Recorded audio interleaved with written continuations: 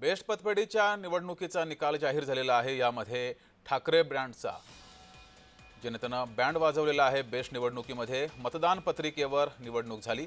मतदान पत्रिकेवरच्या निवडणुकीत दोन्ही ठाकरे हे एकत्र आले होते, मात्र हे दोन्ही ठाकरे हरलेले आहेत। आता ब्रँडचा बँड वाजवण्याचं काम जनता करत असते। हे सर्व सामान्य जनता जनार्दनाच्या हातात असतं आणि त्यामुळे कोणी काही म्हटलं तरी सुद्धा शेवटी जनता ही सर्वात महत्त्वाची आहे आणि जनता ठरवत असते आणि म्हणून जनतेने जे ठरवलं ते आतापर्यंत झालंय आणि म्हणून मी एवढंच सांगेन की विधानसभेच्या निवडणुकांमध्ये जनतेने निर्णय घेतला आहे।